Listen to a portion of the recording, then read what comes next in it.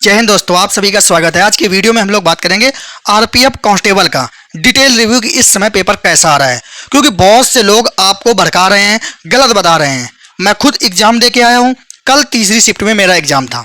पूरा एक एक चीज बताऊंगा, पूरे के पूरे प्रश्न बताऊंगा, किस टॉपिक से आए हैं, कहां से आए हैं, करंट कितनी पूछी जा रही है, जीके कहां से आ रहा है, हर एक चीज मैं बताऊंगा। और मैं एग्जाम इसीलिए सारे के सारे देता हूं, कम से कम रेलवे किस तरीके से प्रश्न पूछ रहा है इस चीज का मैं खुद अपडेट रहूं और आप लोगों को बता भी पाऊं। तो बहुत से लोगों ने आप लोगों को गलत जानकारी दी है कि अटेंडेंस 50% रह रही है, बहुत कम लड़कियां पेपर दे रही हैं और 60 कोई नहीं कर पा रहा है, ऐसा कह रहे हैं। मैं आप लोगों को बताऊंगा कि मैंने कितना अटेम्प्ट किया है और कैसे अटेम्प्ट किया है, जबकि मैं 2-3 महीने से आरआरबी जेईई की तैयारी कर रहा हूं। पूरा एक एक चीज इस वीडियो पे हम लोग बताएंगे। सबसे पहले हम लोग बात करते हैं अटेंडेंस की। मैंने जो वहां पे देखा है अटेंडेंस 80% अटेंडेंस है। और ऐसा क्यों हो रहा है? क्योंकि अधिकतर लोगों को अपना होम जोन मिल रहा है और होम जोन की वजह से सारे लोग पेपर देने जा रहे हैं। सबसे पहली तो यही चीज झूठ है कि लोग कह रहे हैं 60% पेपर दे रहे हैं और 50% लड़कियां दे रही हैं। बिल्कुल गलत है। सभी के सभी 80% लड़के आ रहे हैं, 70% लड़कियां आ रही हैं।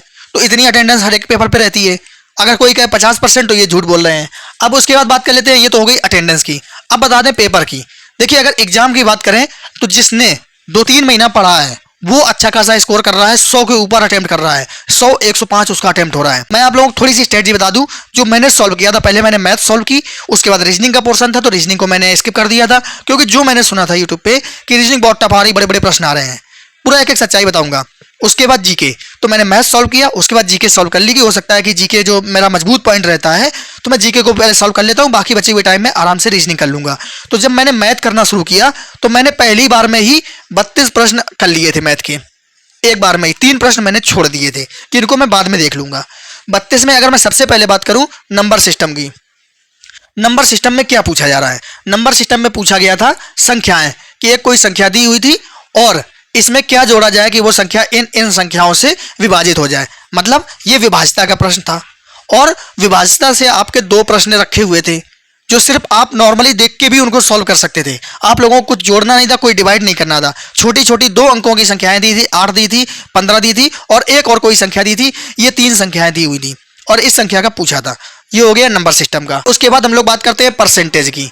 आप परसेंटेज में पढ़े ही होंगे सक्सेसिव मेथड वाले, कि जैसे जनसंख्या है, आपको वर्तमान की जनसंख्या दे दे, 2 साल पहले की पूछ दे, 2 साल पहले की जनसंख्या दे दे, वर्तमान का दे दे, वर्तमान का पूछ। आराम से सिंपल सिंपल परसेंटेज दिया था 12 और 15%।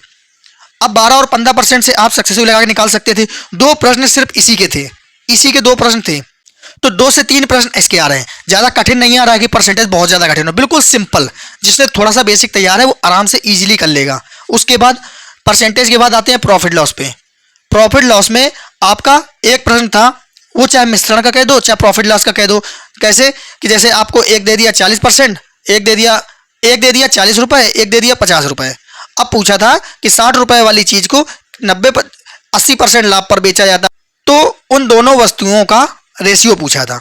अब आप बताइए, यहां से जो निकालोगे वो यहां बीच में रख के ये मिश्रण लगा देते और यहां पे आपका रेशियो आ जाता। एक ये प्रश्न पूछा था, ये प्रॉफिट लॉस का ही था। और एक डिस्काउंट का सवाल आपका दिया था, बिल्कुल सिंपल है, डिस्काउंट का कोई कठिन प्रश्न आ ही नहीं रहा है। और एक प्रश्न दिया था कि कोई 3 वस्तुएं हैं, जैसे 20, 30, 40 इनका मूल्य है, इसको 10% लाभ पे, इसको 15% लाभ पे और इसको 20% लाभ पे बेचा जा रहा है। अब पूछा था तीनों का कुल मिला के कितना लाभ होगा।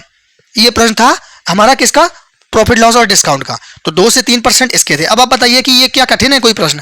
अब उसके बाद हम लोग बात कर लेते हैं जो और आगे चैप्टर है हमारा, एवरेज। अब एवरेज में पूछा था कि 8 वस्तुओं का योग 888 है, इनका औसत पूछा था। अब बताइए इनका औसत क्या आएगा? ये कठिन प्रश्न है। अब उसके बाद औसत का एक और प्रश्न दिया था कि 3 संख्याओं का औसत इतना है, चौथी संख्या इतनी है। तो फिर उसके बाद 2 संख्याएं और दी थी, इन 2 संख्याओं का औसत पूछा था। मतलब आपको योग दिया हुआ था और योग में 3 संख्याओं का दिया था, चौथी संख्या दी हुई थी तो इनका औसत दिया था और ये चौथी संख्या दे दी थी। 2 से 3 तो तुम्हारा हो गया एवरेज का। अब उसके बाद बात कर लेते हैं एसआई और सीआई। एसआई सीआई का एक एक प्रश्न था। इसमें एसआई में जो दिया हुआ था आपका मूलधन दिया था और उसके बाद 2 दरें दी हुई थी, 2 दरें दी थी और साथ में आपका 2 साल और 2 साल टाइम दिया हुआ था, दोनों का टाइम समान था। अब पूछा था कि दोनों सालों में जो ब्याज का अंतर बताइए, ब्याज का अंतर। तो आपको सोचिए, जब मूलधन सेम दिया है दोनों परसेंटेज के लिए 2.5 और 3.5% दी हुई थी और समान समय भी दिया है, तो बस इसी का अंतर करके डायरेक्ट निकाल देना था जो मूलधन दिया था। तो ये भी कोई कठिन नहीं था। और जो सीआई का प्रश्न दिया था वो अर्धवार्षिक वाला दिया था कि अर्धवार्षिक है, 12% दर दी थी, पी दिया था और 2 साल के लिए पूछा था। अब बताइए इसका ब्याज पूछा था, ये कोई कठिन है? तो एक एक प्रश्न इनके देखने को मिले हैं। टाइम डिस्टेंस की बात करें, टाइम डिस्टेंस के जो प्रश्न थे, ट्रेन के भी प्रश्न थे कि एक ट्रेन जा रही है, आदमी को मतलब जो दूरी दी थी वो 235 के आसपास दी थी मीटर में, और उस आदमी की चाल दी थी 9.5 किलोमीटर प्रति घंटा। ट्रेन की चाल पूछी थी, यहाँ ये 24 सेकंड समय दिया हुआ था, मतलब आपको ट्रेन की चाल निकालनी थी, बस आपको कन्वर्जेशन आना चाहिए।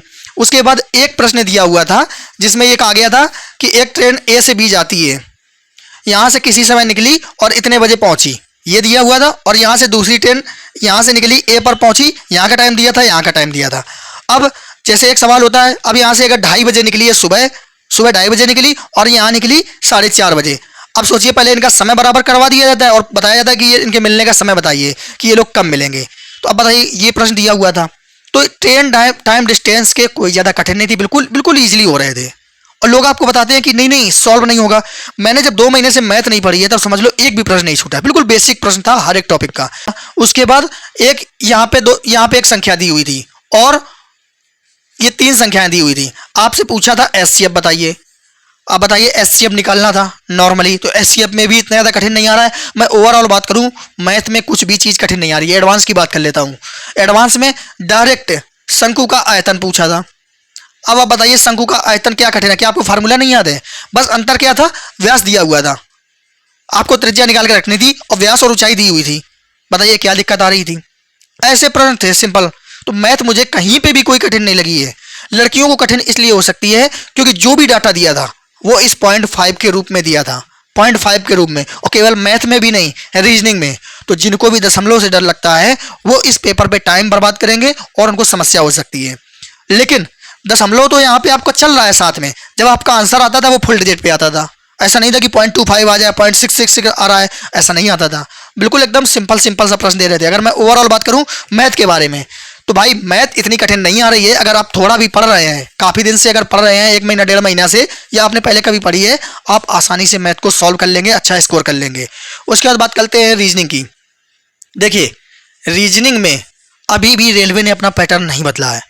आपने देखा होगा टेक्नीशियन, आपने देखा होगा जेई, उसमें जो प्रश्न दिए थे कि जैसे ये कोई संख्या दी है 5, 6, 7 और एक संख्या दी है 4, 6, 8। अब इसमें पूछा है कि जो पहली संख्या है उसका तीसरा नंबर में 2 जोड़ दिया जाए और यहाँ पे कुछ जोड़ दिया जाए और फिर इनको रिलेट करवा देता था, इनका अंतर बताओ। ये प्रश्न दिया है। और जैसे आई जे क्यू और इसके आगे 4 लिख दिया, फिर जे के एल इसके आगे 16 लिख दिया, फिर इसके आगे कुछ लिख दिया और यहाँ 64 लिख दिया। अब इसका ही मिलता जुलता आपको ऑप्शन दे दिया कि बताइए कौन सा सही है। तो आप अगर इसको नहीं भी देख रहे हैं, सिर्फ इसको देख लिया कि 4 चौको 16 चौको 64, तो आगे 64 चौको ये आंसर आएगा। केवल इतने देखने से ही सॉल्व हो जा रहा था। वहीं पे एक चीज और मैं आपको बता दूं, अगर आप लोगों को टाइम बचाना है, जैसे एक प्रश्न दिया हुआ होता है कि राम इज गुड, मान लो इतना लिखा हुआ है और आगे यहाँ एच बी टी यू के यू ऐसे वाले जो प्रश्न होते हैं, इन वाले प्रश्नों को आप कॉपी पे मत उतारना, क्योंकि सिर्फ 2 लाइन के प्रश्न दे रहे हैं। अगर दोनों पे राम दिया हुआ है तो पर राम ही कॉमन होगा, यहाँ का कुछ कॉमन नहीं होगा और यहाँ पे एक ही कॉमन होगा। और एक चीज, जैसे यहाँ पे H B T U Q U लिखा है तो यहाँ पे क्या करेगा, बी एच लिख देगा, यहाँ पे टी यू लिख देगा और यहाँ पे यू क्यू लिख देगा। अब आप सोचोगे है तो एक ही चीज, पर एक ही चीज नहीं है। सेम मिला लेना कि ये भी टी यू है और ये भी टी यू है, बस ये आप देख लेना। यहाँ पे एच बी लिखा है और ये बी एच लिखा है, आप अपने आप से मत पलट देना, ये खास ख्याल रखना, जल्दीबाजी में समझ में नहीं आता है। तो ये जो प्रश्न है ना, ये प्रश्न मिले हैं मुझे को 3 मेरी शिफ्ट में। साथ ही ये जो इस तरीके से आई जे के करके प्रश्न होते हैं रिलेट करने वाले, ये प्रश्न थे 4-5। उसके बाद 2-3 प्रश्न कोडिंग डिकोडिंग के ऐसे थे जो थोड़े ठीक ठाक थे, जहां आपको थोड़ा सा मेहनत करनी पड़ती थी, जो रिलेट करने वाले। ई जे एच और पी क्यू आर ऐसे लिख देता है और फिर इनमें जो संबंध है वही ऑप्शन पे संबंध खोजना था। तो ये प्रश्न तो आ ही रहे हैं 2 से 3। मैं बात करूं डाइस कैलेंडर क्लॉक एकदम सफाया था, कुछ भी नहीं था। कोडिंग डिकोडिंग के मैक्सिमम प्रश्न थे। अब उसके बाद बात करते हैं जो हमारे सर्किल में बैठाने वाले 2 प्रश्न थे। कोई कहे कि ये प्रश्न आपका 6 लाइन का था, मैं मान लूंगा कि हाँ 8 लाइन का था, मैं ये भी मान जाऊंगा। लेकिन मैं कठिन जब कहूंगा कि जब ये प्रश्न लाइन को घुमाए। अगर इस प्रश्न ने ये लाइन कही तो आप यहाँ पे बैठा दो, आगे लाइन का ही आप बैठा दो, आगे लाइन का ही आप बैठा दो, और एक बार में ही आपका सर्कल बन जा रहा है। आप ये मत सोचना कि ये 8 लाइन का है तो इसको मैं छोड़ देता हूँ, सिर्फ एक बार में ही ये सॉल्व हो जा रहा है। 2 प्रश्न थे आपके ऐसे बैठाने वाले कि उत्तर की ओर मुंह करके बैठे हैं और सीधा सीधा उसने कह दिया था कि ये सबसे लास्ट में बैठा है। अब बताओ, जब लास्ट में बैठाने की उसकी स्थिति बता दी तो आगे तो आप भर ही लोगे कि हाँ लास्ट में बैठा है। दोनों प्रश्नों में ऐसा ही किया था कि दोनों प्रश्नों में एक का दे दिया था कि ये लास्ट में बैठा है, या एक किनारे से दूसरे नंबर पे बैठा है। जब एक की पूरी फिक्स स्थिति आ गई तो कितना कठिन हो गया ये प्रश्न। अब उसके बाद डायरेक्शन के जो 2 प्रश्न थे उसमें लैंग्वेज बड़ी थी, केवल लैंग्वेज बड़ी थी। आपको कह देगा कि पश्चिम की ओर जा रहा है, यहाँ गया, यहाँ गया, यहाँ गया और फिर यहाँ गया। अब पूछ देगा कि अपने मेन पॉइंट पर जाने के लिए किस दिशा पे जा रहा है और कितने किलोमीटर चलेगा। बस दोनों प्रश्न ऐसे ही थे, कोई कठिन नहीं था इसमें। कोई भी ना पाइथागोरस प्रमेय लग रही थी ना कुछ, सिंपल था। बस बड़े पे मत जाना, बहुत इजीली सॉल्व हो जा रहा है, टाइम से एकदम कोई टाइम नहीं बर्बाद हो रहा है। मैं आपको बता दूं कि मैंने 2 बार पूरा पेपर देखा था। पूरा पेपर देखने का मतलब, पहले एक बार मैंने पूरे 120 प्रश्न कर लिए जो मुझे आ रहे थे, उसके बाद जो मैंने छोड़ दिए थे उनको मैंने फिर से किया, फिर से उन सभी प्रश्नों को मैंने किया। जो मैं कर चुका था उनको दोबारा नहीं देख पाया। मैं ये तो नहीं कहूंगा कि मैंने पूरे 120 के 120 दोबारा देख लिए, लेकिन जो छूट गए थे उनके पूरे के पूरे प्रश्न को मैं दोबारा देख लिया था। मेरा जो अटेम्प्ट मैंने किया था वो 110 किया था, 110 अटेम्प्ट किया था। तैयारी नहीं थी फिर भी, क्योंकि मैं तो पेपर देखने के लिए गया था कि आप लोगों को बताऊंगा, मैं खुद अपडेट हो जाऊंगा। मुझे सिलेक्शन थोड़ी लेना था, मुझे तो बस एग्जाम में अपडेट रहना चाहिए कि हाँ रेलवे इस समय क्या पूछ रहा है, क्या पैटर्न फॉलो कर रहा है। अगर मैंने एग्जाम नहीं दिया है तो मैं क्या आपको बता पाऊंगा कि कैसे पेपर आ रहा है, सरल आ रहा है, कठिन आ रहा है, क्या मैं आपको बता पाऊंगा। जैसा आप, और एक चीज, जब कोई स्टूडेंट बाहर निकलता है तो वो क्या करता है कि उसको कौन से प्रश्न याद रहते हैं। आप जिन प्रश्नों पे एग्जाम हॉल पे लटकोगे, कठिन लगेगा, वही प्रश्न आपको याद रहेंगे। आप बाहर आए और पूछा गया कौन सा प्रश्न आया था तो आप वही प्रश्न बता दोगे जिस पे आप फंसे थे, तो लोगों को लगेगा यार कितना कठिन पेपर आ रहा है, कैसे सॉल्व होगा। लेकिन जो सरल प्रश्न आया वो करके आगे बढ़ गया, उसको याद रहेगा क्या? उसको याद जब आएगा जब वो घर पहुंचेगा, ध्यान करेगा, आंसर की देखेगा। लोग गलत इसीलिए बताते हैं क्योंकि उसने तो वो 4 कठिन क्वेश्चन बता दिए जो वो खुद नहीं कर पाया था कि ये आ रहा है, और आपको लगता है कि यार सारा कठिन आ रहा है, कुछ करे कठिन नहीं आ रहा है। उसके बाद हम लोग बात करते हैं जीके की। जीके में अगर आप पूरी की पूरी हिस्ट्री, जियोग्राफी, पॉलिटी पढ़ रहे हैं तो भैया पढ़ना बंद कर दीजिए, कोई जरूरत नहीं है। हिस्ट्री की मैं बात करूं, आपको क्या करना है कि जो संस्थापक है, संस्थापक पढ़ लेने हैं। जो वंशों के संस्थापक हैं, पहला और लास्ट, बस एक संस्थापक पक्का आ रहा है। उसके बाद जो भारतीय राष्ट्रीय कांग्रेस है, 2 प्रश्न मेरे में थे उससे कि कौन सा अधिवेशन, 1905 का अधिवेशन कहाँ हुआ था। आप लोगों को ये याद करना पड़ेगा जहां पे कुछ है भारतीय राष्ट्रीय कांग्रेस से। उसके बाद लड़ाइयां हैं, कन्नौज का युद्ध, बिलग्राम या कन्नौज का युद्ध कब हुआ था, तो उसमें साथ कन्नौज दिया था, तो कन्नौज का युद्ध कब हुआ था ये पूछा था। तो हमने आपको पहले भी, जब इसके पहले स्टेट जी बताई थी, एक एक चीज बताई थी कि स्टैटिक जी के जिसने कर ली इसमें वो पूरे के पूरे कर लेगा। अब उसके बाद करता हूं करंट की बात। करंट में आ रहे हैं आपके 12 प्रश्न के आसपास, 12 प्रश्न, क्योंकि मैं तो पेपर देखने गया था। जो बच्चा अपना पेपर सॉल्व करने जाता है उसको क्या मतलब कैसा प्रश्न आ रहा है उसको तो उस समय आ जाना चाहिए, लेकिन मैं लेवल क्वेश्चन के देखने गया था कि कैसा आ रहा है, आप लोगों को बताने के लिए कि इसका रिव्यू कर पाऊं। और एक चीज, इसीलिए मैं एग्जाम देने गया था। तो मैं आपको बता रहा हूं करंट के 12 प्रश्न आ रहे हैं, और कहां से आ रहे हैं। अगर आपने सितंबर से लगा के 2024 दिसंबर 2024 तक पढ़ ली तो गारंटी लेता हूं आपके करंट में एक भी प्रश्न छूटेगा नहीं। थोड़ा सा आप देख लेना, जो एनवायरमेंट से रिलेटेड है वो देख लेना। 2 योजनाएं मेरे में आई थी, 2 योजना देख लेना। हरित प्राधिकरण की स्थापना कब हुई थी, तो ऐसे 2 प्रश्न ये भी रखे हुए थे इस टाइप के, तो ये आपको पढ़ना है। कहीं पे भी आपको लगा ही नहीं होगा कि मैं पूरी प्राचीन काल पढ़ूं, कोई प्रश्न नहीं था ऐसा। डायरेक्ट आपसे प्रश्न पूछा गया था स्टैटिक का, जो हिस्ट्री में स्टैटिक का पार्ट होता है। जियोग्राफी में मरुस्थल के 2 प्रश्न दिए हुए थे, तो आप लोगों को स्टैटिक ही कवर करनी है। उसके बाद पॉलिटी की बात करूं, पॉलिटी में 2 अनुच्छेद दिए हुए थे। एक था अनुच्छेद 143 और एक मुख्यमंत्री का दिया हुआ था जो सलाह लेता है, बस 2 अनुच्छेद थे। अब बताइए, ये अनुच्छेद के 2 से 3 प्रश्न आ रहे हैं, आप लोगों को अनुच्छेद पढ़ने होंगे। अगर पॉलिटी में अनुच्छेद पढ़ लेते हैं तो आप लोगों का अच्छी तैयारी हो जाएगी। और एक प्रश्न और संविधान का था जहां पे पूछा गया था, तीसरी कुछ बैठक पूछी गई थी कि तीसरी बैठक कहां पे हुई थी। तो ये भी संविधान का जो शुरुआत वाला पार्ट है जहां पे पूरी डिटेल दी हुई है, वहां का प्रश्न था। तो पूरा बहुत अच्छे से पेपर, इतना ज़्यादा कठिन नहीं आया था, बिल्कुल सिंपल पेपर था। लोगों को ये करंट देख के उनकी हवा खिसक रही, क्योंकि उनको पता नहीं है। आप सिर्फ ये 2 मैंने जो बताए हैं सितंबर से लगा के दिसंबर तक। अब बताइए, पूछा गया था सितंबर पे कि जो दिल्ली की मुख्यमंत्री बनी थी केजरीवाल के बाद आतिशी, ये प्रश्न आया था। तो सीधा कह दे रहा है कि इसमें 2024 पे कौन दिल्ली का सीएम बना, सीधा सीधा लिख दे रहा है। तो आप लोगों को ज़्यादा कठिन नहीं लगेंगे। मतलब सीएम भी आपको पढ़ना ही होगा, सैन्य अभ्यास आपको पढ़ना ही होगा, पद्म पुरस्कार पूछा था कितनी महिलाओं को दिया गया है, पुरस्कार आपको पढ़ना ही होगा। अब बताइए, पूरे के पूरे प्रश्न मैं आप लोगों को बता दे रहा हूँ, टॉपिक बता दे रहा हूँ कि आप लोग कहाँ से पढ़ें। मैंने आप लोगों को हर एक चीज़ बता दी है। अब अगर आप लोग मैथ पढ़ रहे हैं ना, तो मैथ में आप लोग देख लेना, अगर आप बेसिक बेसिक पढ़ लेते हैं, केवल बेसिक, जो मैथ में डीप मत जाना, डीप प्रश्न आ ही नहीं रहा, दो दो लाइनों के प्रश्न आ रहे हैं, क्या फायदा है डीप पढ़ के टाइम बर्बाद करने का। आप बेसिक बेसिक चीज़ें पढ़ लेना, परसेंटेज प्रॉफिट लॉस कैसे निकालते हैं, एसआई सीआई कैसे निकालते हैं, टाइम डिस्टेंस ये पढ़ लेना, एवरेज पढ़ लेना। बस इन्हीं 7-8 चैप्टर पे पूरे प्रश्न फंस जा रहे हैं। अब उसके बाद बात कर लेते हैं कि इसका एडवांस। एडवांस में अगर आपने फार्मूले पढ़ लिए हैं पूरे के पूरे, तो आपका कोई भी सवाल छूटेगा नहीं। ट्रिग्नोमेट्री आई नहीं थी, जियोमेट्री आई नहीं थी, तो जो था वो 2D 3D का ही था, तो आप लोग आसानी से फार्मूले याद कर लोगे। मैं अपनी शिफ्ट का बता रहा हूँ, लेकिन अगर आप फार्मूला ही रट के जाते हो तो आप 18 तक देख लेना। आप अगर 100+ स्कोर ना करके आओ तो आप कमेंट करना आके। उसके बाद बात करते हैं कि हम लोग जीके की। जीके में आपको स्टैटिक का पार्ट पढ़ना है, और स्टैटिक का पार्ट मैंने पहले भी आप लोगों को बताया है। हिस्ट्री में क्या पढ़ें, जियोग्राफी में क्या करें, पॉलिटी में यहाँ पे आर्टिकल आप पढ़ लेना। और हिस्ट्री में जो लड़ाइयाँ हुई थी लूसेंट में देखना, एक ही जगह दी हुई हैं, तो लड़ाइयाँ पूरी पढ़ लेना। और उसके साथ साथ भारतीय राष्ट्रीय कांग्रेस ये पढ़ लेना। और उसके बाद ये आपका हिस्ट्री हो गया। जियोग्राफी पे आप लोगों को कल हुआ, नदियाँ हुई, पहाड़ हुआ, यही यही आपका पार्ट है। अब उसके साथ साथ ये हिस्ट्री हो गया, जियोग्राफी हो गया, पॉलिटी हो गया। इकोनॉमिक्स आपकी करंट से रिलेटेड आई थी। इकोनॉमिक्स इस तरीके से नहीं पूछी गई थी कि डायरेक्ट आपके मतलब जो नोट्स हैं उससे पूछा गया हो, ये करंट से रिलेटेड थी। ये कि एसबीआई के बारे में पूछा गया था, और कौन सीईओ बने हैं, मतलब कोई बैंक थी कि किस बैंक के ये सीईओ है, अतुल कुछ नाम लिखा हुआ था, तो ये करंट से लिखा हुआ था। तो आप लोगों को ये भी देखना कि नई नियुक्तियां कौन सी हुई हैं, बैंकों की हों चाहे ये इकोनॉमिक्स से रिलेटेड हो, तो इकोनॉमिक्स से रिलेटेड जितनी भी नियुक्तियां हुई हैं वो जरूर पढ़ लेना। और साथ ही इसमें एनवायरनमेंट के प्रश्न दिए हुए थे 3 से 4, 2 प्रश्न थे साइंस के, मैंने आप लोगों को पूरी डिटेल दे दी है। मध्यकालीन में आप लोगों को बता दिया है कि क्या क्या करना है आपको। वंश, हमारे जो मेरा पेपर हुआ था उसमें पूछा था सैयद वंश का लास्ट जो शासक था वो कौन था, तो ये आप लोगों को पहला और लास्ट तो पढ़ना ही पड़ेगा। अब मैंने उसके पहले भी आप लोगों को बताया था स्ट्रेटेजी की भरी हुई आएगी, लेकिन आप लोगों ने ध्यान ही नहीं दिया। अब उसके बाद ये पूरा का पूरा आपका सिलेबस हो गया। अब हम बात कर लेते हैं रीजनिंग पे।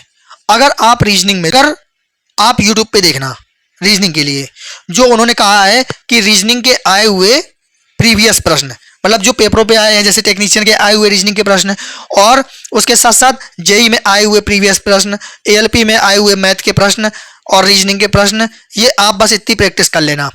आप देख लेना कितने फंस के जाएंगे, लगभग प्रश्न आपको फंस के जाएंगे। अगर मैथ रीजनिंग की वही मैराथन 100-150 प्रश्न बने हैं, आप अगर इनके वीडियो ही देख लेते हो ना प्रीवियस ईयर, रीजनिंग में आपका एक भी प्रश्न गलत नहीं होगा। कथन निष्कर्ष के 3 प्रश्न थे कि सभी कौवे बिल्ली हैं, सभी बिल्ली गधे हैं, ये वाले ऐसे टाइप के 2 से 3 प्रश्न थे। बाकी और कथन निष्कर्ष का वैसे वाला प्रश्न नहीं था कि एक लाइन दे दे फिर आपसे पूछे कि कौन सा सही है, तो कथन निष्कर्ष का था।